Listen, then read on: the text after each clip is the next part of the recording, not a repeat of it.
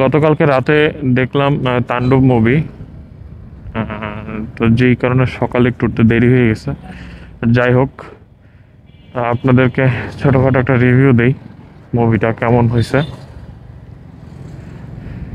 তাণ্ডব মুভিটা দেখার পরে আমার যেটা এক্সপিরিয়েন্স হলো, আসলেই বাংলাদেশের মুভি দিনে দিনে অনেক উন্নত হচ্ছে।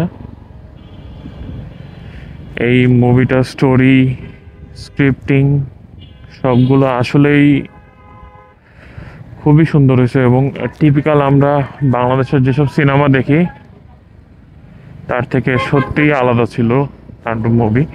এবং এটায় অভিনয় যারা করেছেন, সাকিব খান, জয়া আহসান, সাবিরা নূর থেকে বাকি যারা ছিল সবার অভিনয় খুবই ভালো হয়েছে।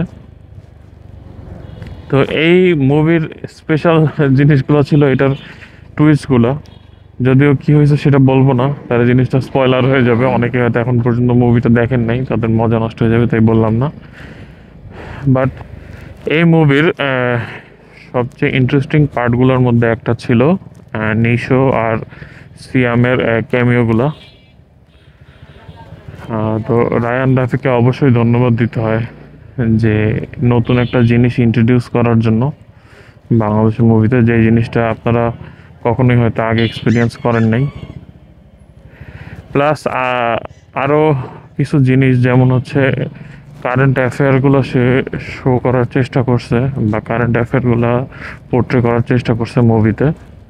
যেমন রিসেন্টলি আমরা একটা টার্ম দেখছি আয়নাঘর, সেই জিনিসটাকেও সে দেখানোর চেষ্টা করছে।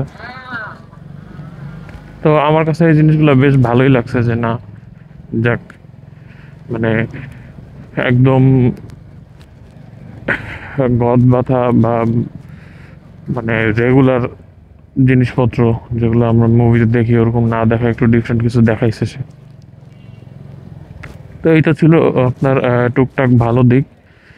আর খারাপও লাগছে কিছু কিছু জিনিস, তো সেই জিনিসগুলো আপনাদের সাথে শেয়ার করব।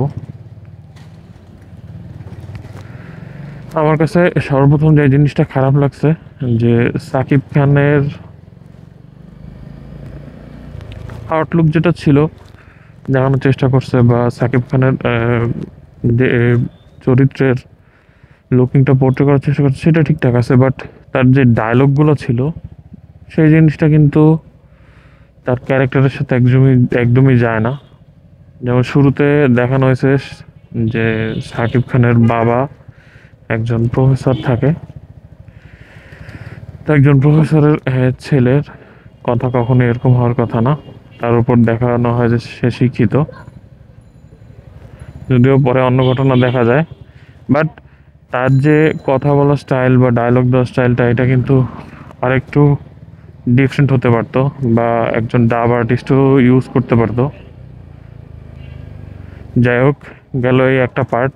আর আরেকটা পার্ট হচ্ছে যে আপনাকে যে আয়নাঘরের কথা বলছিলাম, সেখানে শেষের দিকে একটা অ্যাকশন সিন থাকে। ওই জায়গার গার্ডদের সাকিব খান ওই জেলখানাটা থেকে সে এসকেপ করে।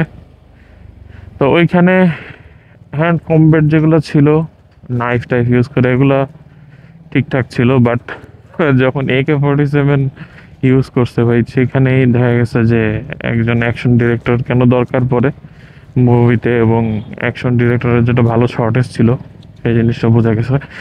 AK-47 গ্লোবালি সবচেয়ে বেশি ইউজড একটা অ্যাসল্ট রাইফেল। তো এই রাইফেলটার সবচেয়ে কমন যেই প্রবলেম বলা যায় বা জিনিস বলা যায়, সেটা হচ্ছে গিয়ে এটার রিকয়েল। তো নর্মাল অন্যান্য বন্দুকের চেয়ে এটার রিকয়েল কিন্তু অনেক বেশি থাকে। তার উপর যদি আপনি এটাকে অটোমেটিভ মোডে বা অটোমেশন মোডে এটা দিয়ে ফায়ার করেন, তো রিকয়েলের মাত্রাটাও কিন্তু অনেক বেশি হওয়ার কথা।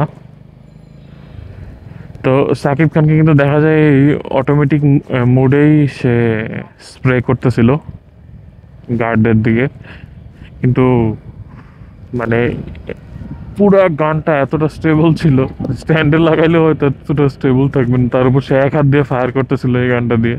মানে যে মনে হইতেছিল যেন এটা কোনো গান না বা কোনো অ্যাসল্ট রাইফেল না, এটা কোনো খেলনা দিয়ে সে গুলি করতেছে।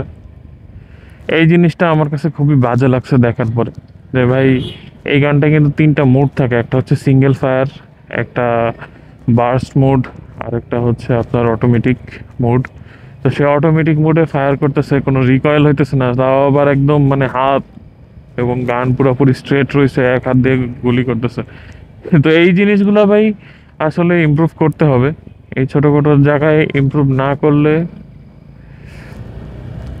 মানুষের কাছে মুভিগুলো সেরকম ওই যে খারাপই লাগবে।